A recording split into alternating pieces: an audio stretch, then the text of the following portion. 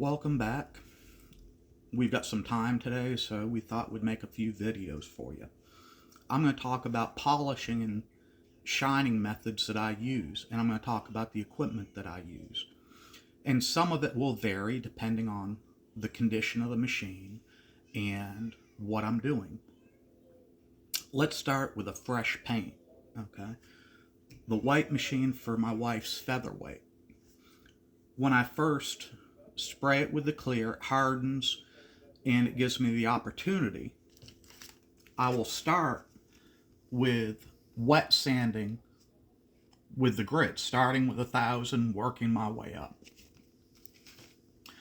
That will help to get rid of any orange peel, dust spots, and it will smooth the surface.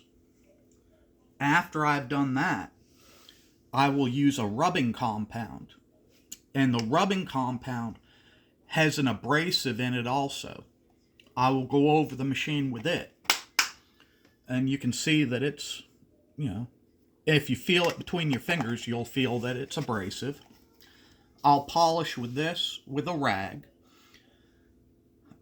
But I'm being careful around edges, because sharp edges, your finger will have more pressure and it's more likely to cut through these areas than a large flat surface. So use caution with this, just take your time. Once I've done with that, I will go to a polishing compound. And a polishing compound is just a very fine grit. You can almost not feel it, but it will help take out the marks that were left by the rubbing compound. Again, be careful of your edges. It is less likely with this to cause problems than the rubbing compound, but rub this on and I will work it until it's dry and gone. I will not stop using it. Rub it on, then walk away and rub it off. I generally work an area, rub it until it's dry and comes off. Once that is done, I will go to my wax and I'll apply the wax. The wax will help bring up the shine. It'll help fill in any small areas. And it's, kind of a protective coating. This will help. And you can leave it at that step if you want. The final step I do is use a ceramic coat. Spray it on a rag and wipe it. And you'll see it turn a little hazy, and you keep wiping and until it dries and polishes up nicely. And this will add that little extra luster, and it adds a little bit more protection because it's a little bit harder. For the chrome pieces, I use a Meguiar's, polish compound specifically designed for metal. So, and this works real good. You can see it's kind of a paste. Doesn't take much, but I only use that on chrome and polished metals. Now let's get into something like an old Featherweight.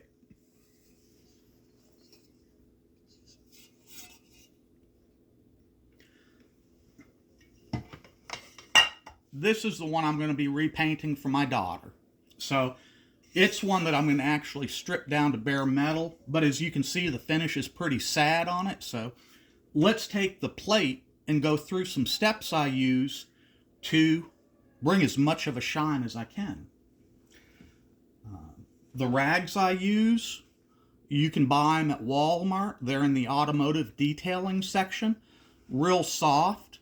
I buy them in 35 packs, and it's like $15 for 35 of them.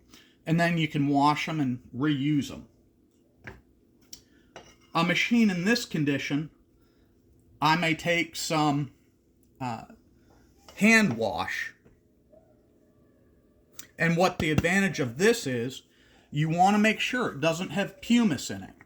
Gojo sells some Purple Power sells it,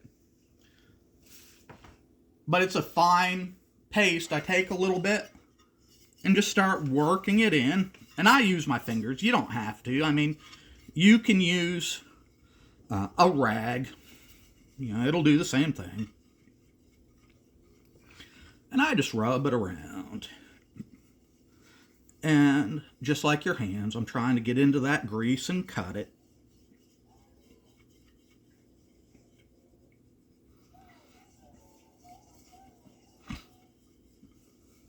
Some people will let it set and dry.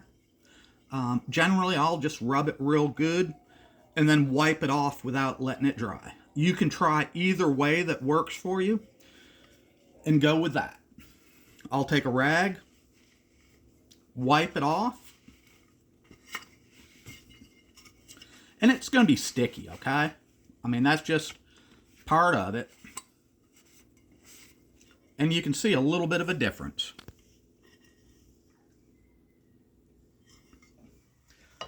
Next,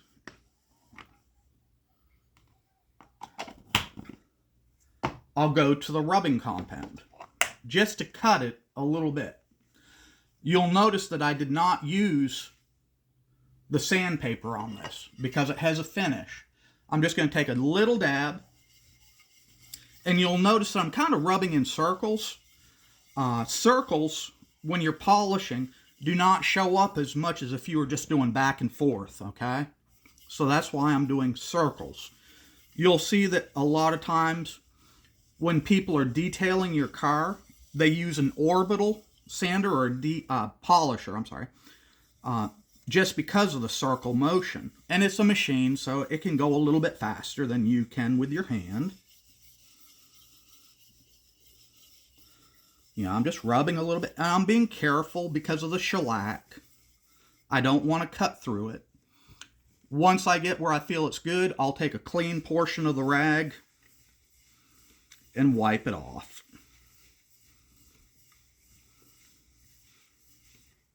And you can see that right there. It's kind of cut it a little bit. And you can see the shine a little bit more. Okay? Once I've run the the rubbing compound, I'll go to the polishing compound. Just shake it up to make sure you got it mixed. I am using the same rag, but I'm going to a fresh area. So you'll see I've got different spots on it that I've used. I take a little dab, doesn't take a whole lot, and I'm going to rub it in. Kind of fussy sometimes to get your fingers. It may be a little bit sticky to begin with.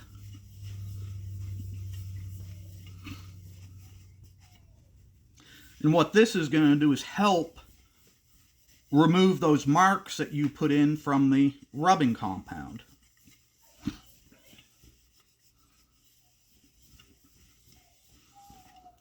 And I'll look at it, and you can see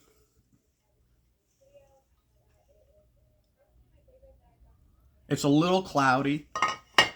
I may take a little more rubbing compound. Doesn't take much, just a little bit, and go over it again.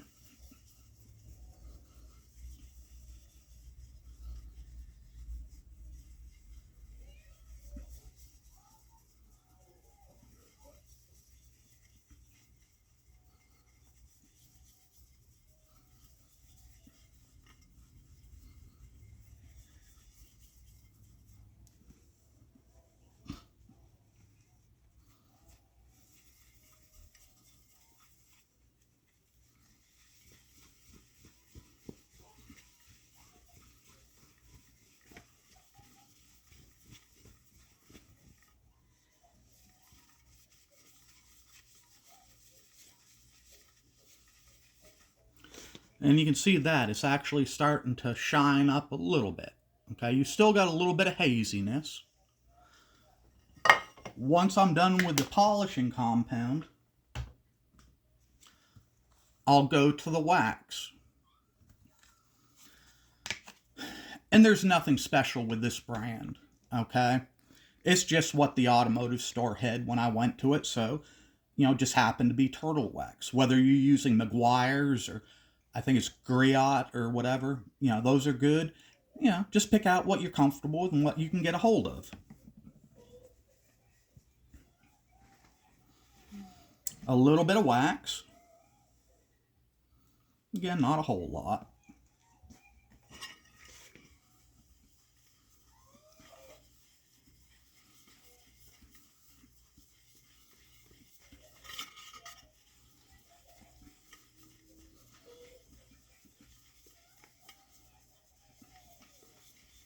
And this may take a couple applications. So don't get discouraged after your first application, okay?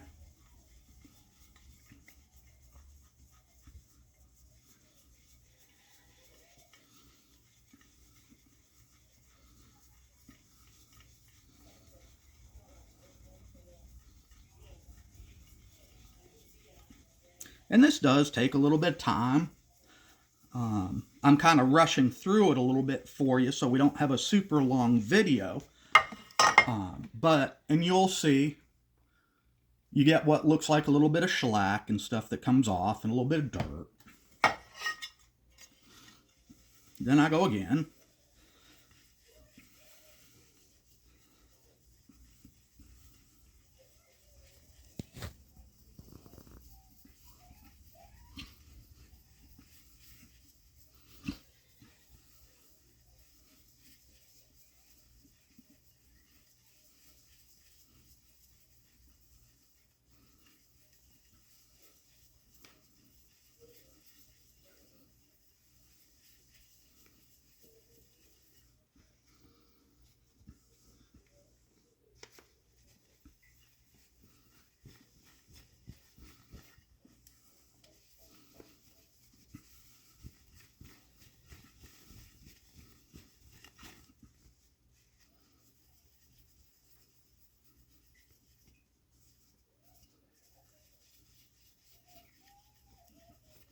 And don't be worried if it takes you multiple times to do it, okay?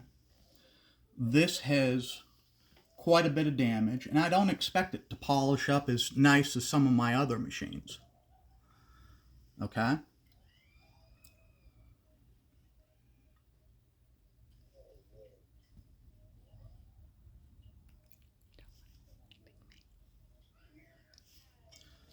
Now, with this, I probably would put a few more coats of wax on it, but, for expediency, I'm going to go directly to the ceramic coat.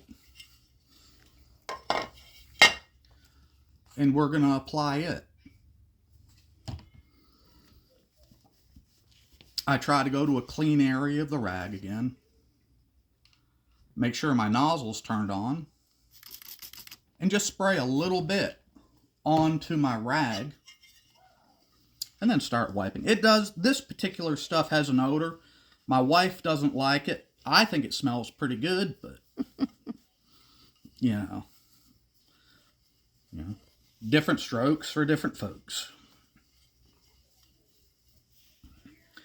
And again, this product you may have to do a couple times. So don't just, do it once and leave it.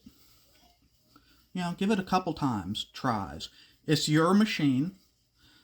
Depends how shiny you want it. Depends what you start with, too.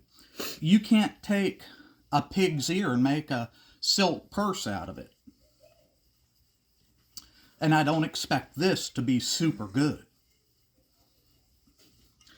I'm going to take another round of spray. Again, not a whole lot. And you can see as I'm rubbing, you can see what looks almost like a little bit of moisture. That's just the ceramic coat. And if you leave it, it'll dry a little bit and turn hazy, and then you have to polish it. I'm continuing to do this because I've found this works for me. What you need to do is practice on something. find your technique that works for you with the products you're using to give you your best results. Just consider this a starting point, not an end point.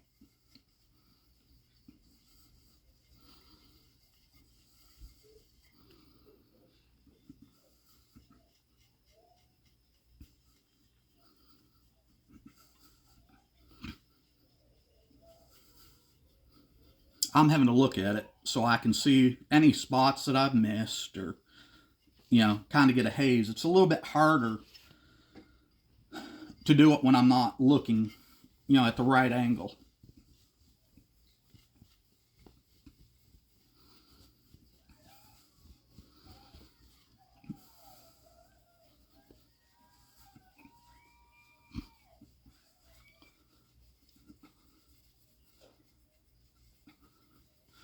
Okay. Just remember what we started with. We started with something that was really ugly, and I didn't expect to get a good shine out of it. So this is just one of those benefits of trying. Okay, if you have an old machine that you're not too worried about, give it a shot. See what you get and learn the materials that you're using. If you mess it up, well, you haven't lost anything because the machine was bad looking to begin with. Just for a comparison, look at this edge.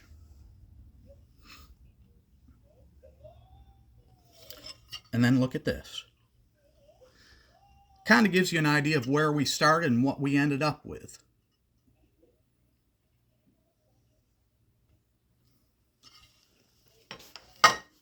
Again, thank you for spending some time with me. I hope this was informative to you. If you have any questions, please feel free to write in the comments. I'm not using any special proprietary products. I'll share whatever I can with you to show you how I do it. Thank you very much, and we'll see you in the next video.